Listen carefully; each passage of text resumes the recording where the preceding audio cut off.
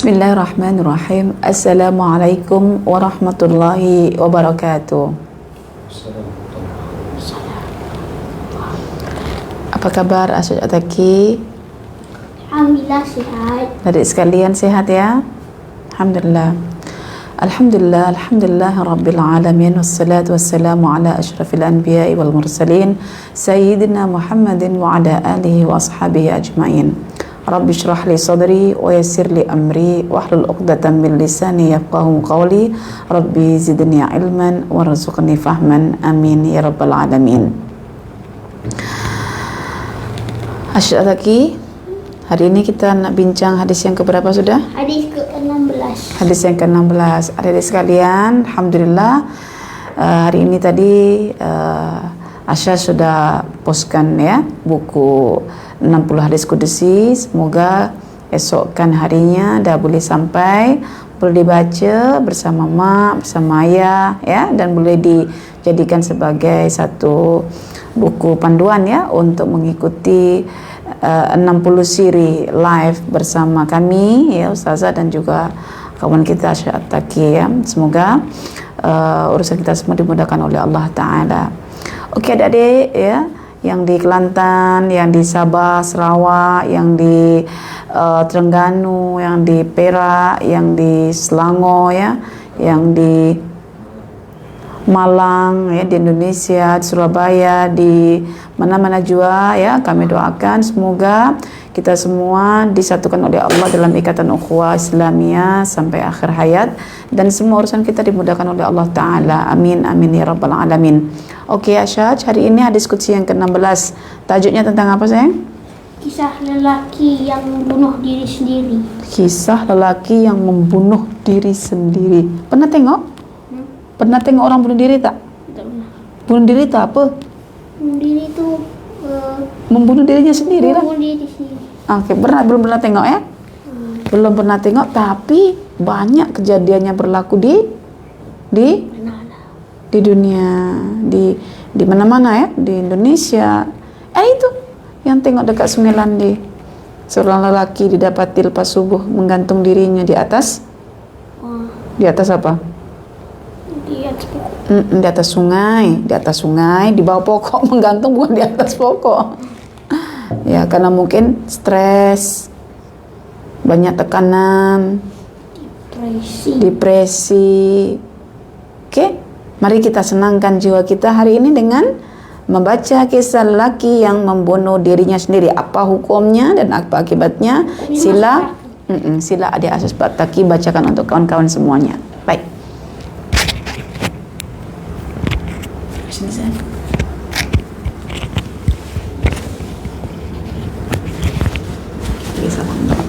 Assalamualaikum warahmatullahi wabarakatuh. Waalaikumsalam warahmatullahi wabarakatuh. Hadis qudsi ke-16. Kisah lelaki yang membunuh diri sendiri. Allah berfirman dalam hadis qudsi yang berbunyi, Qala Allah Ta'ala, Badarani abdi binafsihi haramtu alaihi jannata. Yang bermaksud, Allah berfirman, hambaku ini telah mendahului ketentuanku oleh dirinya sendiri, maka aku haramkan baginya syurga. Hadis riwayat Bukhari. Kawan-kawan, Nabi Muhammad SAW pernah bercerita, dahulu kala ada seorang laki-laki sakit. Ia pun berputus asa kerana sakitnya tak sembuh-sembuh. Ia lalu mengambil sebilah pisau dan memotong tangan yang sakit dengan pisau tersebut. Kemudian darah tidak berhenti mengalir sehingga dia meninggal dunia. Allah lalu berkata kepada hambaku itu. Allah lalu berkata padanya, hambaku itu telah mendahului ketentuanku, maka aku haramkan baginya syurga. Hadis riwayat Bukhari. Pelajaran hadis. Kawan-kawan, di masa sekarang ini banyak terjadi pembunuhan di mana-mana. Nyawa manusia begitu murah. Banyak orang yang membunuh hanya disebabkan masalah ringan.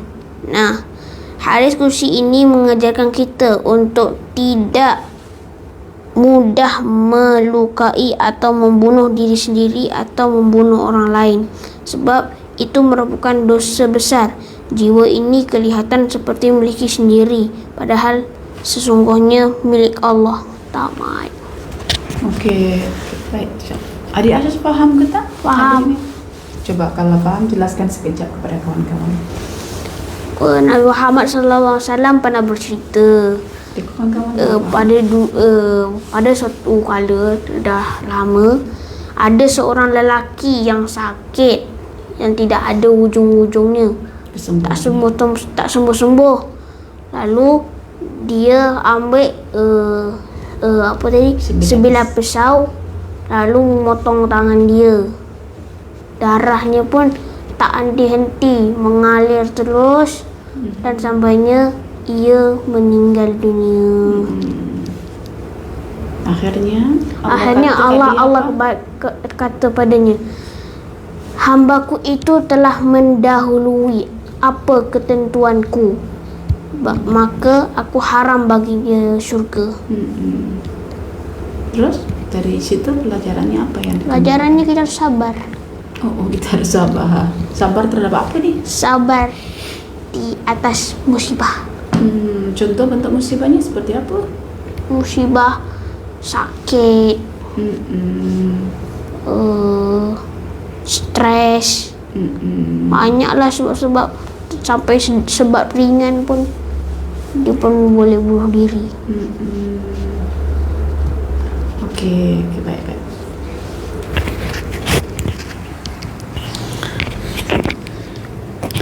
Baik, adik-adik sekalian, apa yang dibacakan oleh sahabat kita Asyas tadi adalah menceritakan tentang keadaan seorang lelaki yang tak tahan dengan nasib hidupnya, yang diuji Allah hanya sebatas rasa sakit yang tak kunjung sembuh, ya.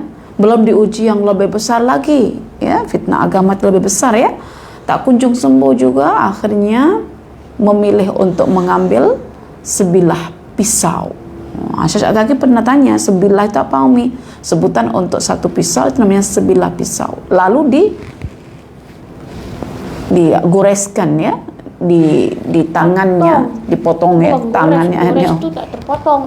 Dipotong ke tangannya, disembelihkan di tangannya sehingga keluarlah darah, ya, mengalir tak henti juga, kehabisan darah, lalu laki ini mati. Dan matinya, Masya Allah adik-adik, matinya itu sudahlah susah hidupnya karena ditimpa musibah, yaitu rasa sakit. Nanti di akhirat dapat lagi azab yang lebih pedih daripada setakat sakit, yaitu masuk neraka. Ya, karena itu adik-adik sekalian, kita kena sadar, ya, Syaj, bahwa kita ni kalau sudah jadi seorang mukmin, sudah masuk Islam, kita akan diuji oleh Allah. Diuji oleh Allah. Ya, sama ada ujiannya itu berbentuk apa? Musibah, sesuatu yang kita tak suka, ataupun nikmat, sesuatu yang kita suka. Maka terhadap nikmat sepatutnya kita terhadap nikmat patutnya kita bersyukur. Terhadap musibah patutnya kita bersabar. Kalau bersabar dilarang untuk apa? Putus asa. Kalau bersyukur diminta untuk apa? Dilarang untuk apa? Kalau orang sabar dilarang putus asa. Kalau orang syukur dilarang apa? Dilarang sombong, berbangga. Okey. Asyaj, satu perkara Umi nak sampaikan pada Asyaj dan juga kawan-kawan sekalian. Dengar baik-baik ini, ya. Jika kita ingin masuk syurga, dengar Umi cakap? Dengar tak? Jika kita ingin masuk syurga, ketahuilah bahwa di dunia ini kita akan diliputi oleh pelbagai perkara yang kita tak suka, seperti sakit, kurang harta, lepas tu tak ada makanan, tak ada buah-buahan. Banyaklah perkara-perkara itu, adik-adik. Jadi kalau kita ingin masuk surga, kita akan diliputi oleh pelbagai perkara yang adik tidak suka. Maknanya, kalau kita ingin masuk surga, kita wajib untuk bersabar di atas musibah, di atas perkara-perkara yang kita tidak suka. Karena itu Rasulullah bersabda macam mana, Syaj? Huffatil jannatu bil makarih.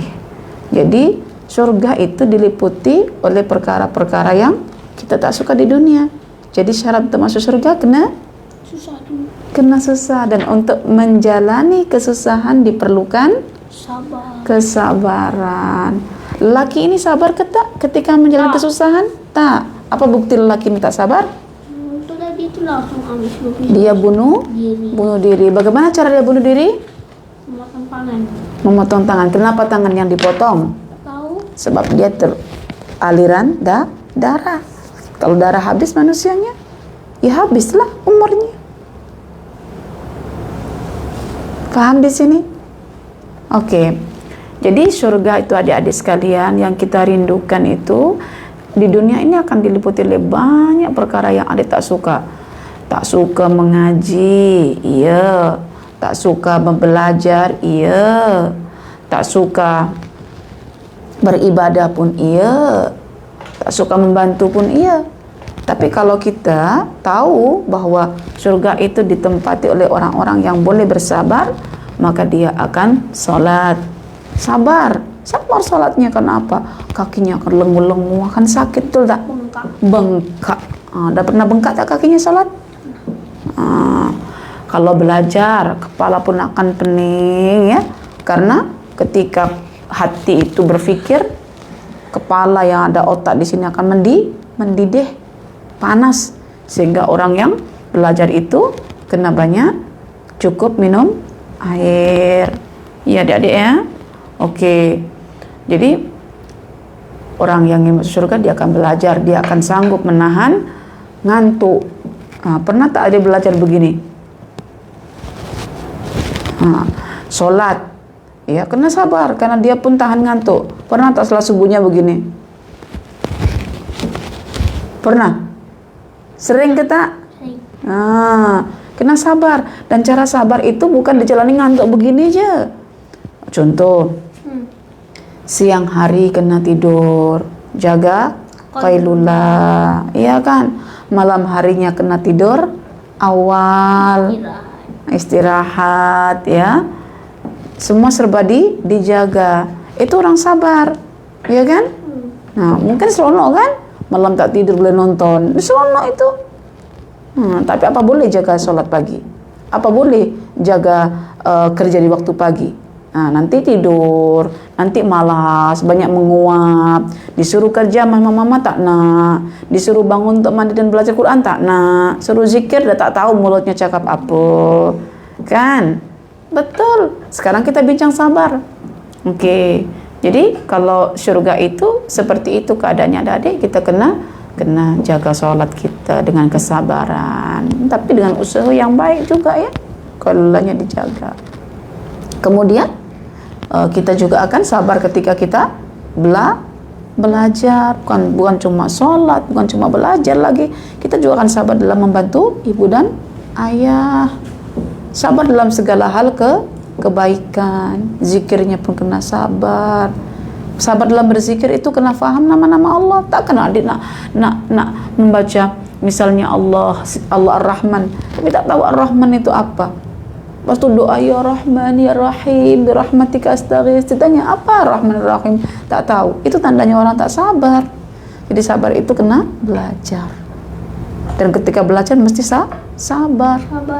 Oke, dan lelaki ini tidak sabar dalam menyikapi kehidupannya. Masalahnya kecil kan, sakit, padahal orang sakit itu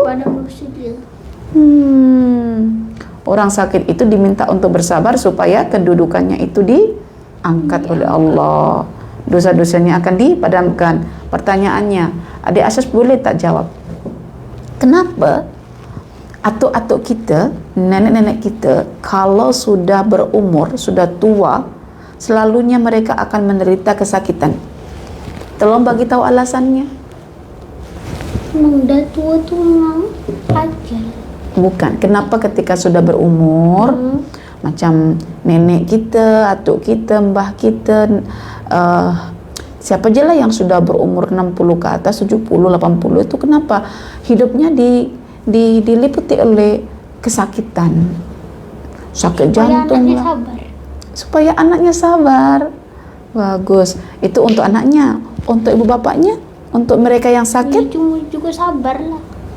karena Allah hendak mengambil Nyawa. atuk nenek kita nyawanya itu dalam keadaan husnul khotimah, bersih dari dosa.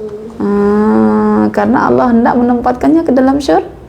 Makanya kalau kita punya nenek, punya atuk yang sudah sakit-sakitan, kita ziarah, itu jangan susahkan nenek atuk, bagi nasihat. Nenek, sabar nek ya. Orang kalau sudah tua itu nak dekat ajal, maka Allah bersihkan dosa itu dengan sakitan. Yang penting nenek sabar, jangan mengeluh nek ya. Cakap begitu boleh. Adik-adik boleh cakap begitu. Juga mak ayah kalau sakit, mama ya, ataupun ibu, ayah, sabar ya bu ya, jangan mengeluh, jangan menangis. Allah sedang bersihkan dosa mak, ibu ya. Allah sedang apa? Sedang siapkan ibu tempat yang tinggi di surga. Tersenyumlah ibu, kan gitu. Kalau Umi sakit, adik cakap apa ke Umi? Disuruh bunuh diri ke atau disuruh bersabar Umi? Sabar. Nasihatnya untuk Umi macam mana? Sabar. Sabar. Nasihatnya untuk Umi macam mana kalau Umi tengah sakit? Sabar. Takkan sabar nanti. Macam mana kalau tadi mau cakap? macam mana? Macam tadi itu. Macam mana kalau nasihatkan Umi sama Abi? Kalau Abi lagi sakit, ada nasihat macam mana itu? Sabu. Nampakkan sahabat kita. Dia tak pernah cakap ke ibunya kalau lagi sakit bagi nasihat. Adik-adik begitu tak kalau ibu sakit? Atau malah ibu yang sakit disuruh masak? Ibunya demam-demam, panas-panas, kaki bengkak, penat bekerja, dibiarkan sama adik-adik tak? Atau adik-adik bagi tahu, dipijit kakinya, diucapkan kata-kata, Umi atau ibu sabar bu ya, semua orang ada diuji, ibu jangan putus asa, tetap teruskan belajar ibu, tetap teruskan bekerja ibu, insya Allah Allah akan bagi pahala, insya Allah Allah akan gugurkan dosa, insya Allah Allah akan tinggikan derajat ibu. Boleh cakap begitu adik-adik? Boleh cakap begitu Asyaj? Boleh ke tak? Boleh. Boleh. Nak praktis tak kalau Umi sakit cakap macam itu? Boleh. Itu nanti kalau adik boleh cakap begitu kepada ibu, kepada ayah, sejuknya hati ibu, anakku dah soleh dalam hal ini. Dalam hal apa? Dalam hal menyikapi musibah. Boleh bagi nasihat ya. Karena itu orang yang bagi nasihat kepada orang yang susah, lalu orang yang susah itu menjadi gembira, maka baginya adalah pahala. Ada nak berpahala tak dekat rumah sini? Nak. Ada juga nak ke tak nak? Nak kan? Okey. Jadi pelajaran hadis di sini adik-adik, ajal kita itu ditentukan oleh Allah, tapi jangan mendahului ajal itu dengan cara yang tidak baik. Ya. Jangan suka korek-korek kaki sampai berdarah, akhirnya luka, akhirnya bernanah, akhirnya masuk hospital, akhirnya dipotong, ya. Jaga. Nanti kita jumpa Allah, Allah akan tanya, aku dah bagi mata engkau sehat, kenapa sakit? Tengok game, main game. Allah murka. Tapi kalau mata kita sakit sampai membuta, misalnya memutir sampai rabun, ditanya, buat apa engkau? Aku membaca Al-Quran ya Allah, aku memahaminya ya Allah, sampai aku menangis takutkan azabmu ya Allah, sampai mataku memutih ya Allah. Allah tak marah. Kata Allah, inilah tujuan aku menciptakan mata untukmu. Sekarang mata adik digunakan untuk apa? Tengok buku. Tengok buku ini. Berapa lama tengok buku ini? Jadi nanti akan ditanya oleh Allah, matanya, ininya, telinganya, hatinya ditanya. Kalau hatinya rusak, telinganya rusak, matanya rusak, bukan karena membaca ayat-ayat Allah, memahami ayat-ayat Allah, memikirkan ayat-ayat Allah, mengingati ayat-ayatnya Allah, maka kelak di akhirat dia akan dicampakkan ke dalam neraka. Masih ingat tak ayat Quran yang pertama bagi ke adik? وَلَقَدْ ذَرَأْنَا لِجَهَنَّمَ كَثِيرًا مِنَ الْجِنِّ وَالْإِنسِ لَهُمْ قُلُوبٌ لَا يَفْقَهُونَ بِهَا وَلَهُمْ آذَانٌ لَا يَسْمَعُونَ بِهَا وَلَهُمْ أَعْيُنٌ لَا يُبْصِرُونَ بِهَا أُولَئِكَ كَالْأَنْعَامِ بَلْ هُمْ أَضَلُّ. Masih ingat tak ayat itu? Siapakah orang-orang yang dikatakan penghuni neraka?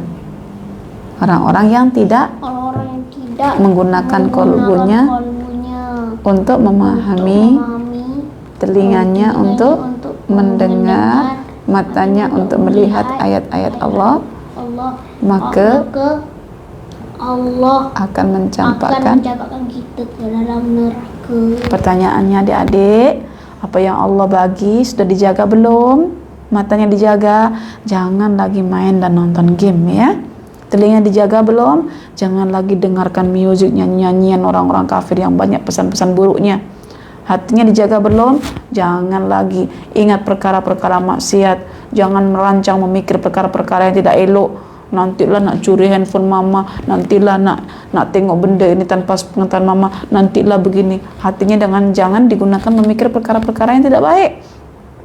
Nak mencuri-curi, nanti mama kalau tidur kan aku boleh curi handphonenya. Memikirkan itu, memikir untuk diambil bagaimana caranya ketika nak handphone agar tidak diketahui ibu bapaknya. Oh, ditunggu ibu bapaknya tidur, pas tu diambil, pas tu dimasukkan dalam bilik, pas tu suka-suka gelak-gelak. Padahal Allah itu Ar-Raqib, Maha mengawasi. Pernah tak kalau lagi pegang handphonenya Umi sama Abi misalnya, ambil tanpa izin begitu, lalu ingat, oh Allah Ar-Raqib. Macam kisah siapa? Budak-budak yang diminta untuk menyembelih seekor oleh syekhnya. Semuanya menyembelih karena merasa tak diawasi sesiapa pun. Tapi ada satu orang budak aja yang dia tak boleh sembelih karena sentiasa merasa diawasi oleh Allah. Ada juga begitu ya. Jadi adik-adik sekalian, jangan lukai badan adik ya. Jangan lukai tangan, kaki, kepala, mata, semua jangan dilukai ya. Nanti kalau sakit Allah akan minta pertanggungjawaban. Jangan sampai seperti lelaki ini ya. Kemudian pesan terakhirnya adalah bersabar ya ketika belajar, bersabar ketika beribadah, bersabar ketika berzikir, bersabar dalam hal ketaatan. Jangan tertekan dan jangan berpikir untuk bunuh diri, karena orang yang bunuh diri dia akan dimasukkan Allah ke dalam neraka. Jangan sampai seperti anak-anak ya yang baru berumur belas-belasan sudah terjun daripada rumah karena stres. Makanya kalau sekolah juga jangan stres-stres ya.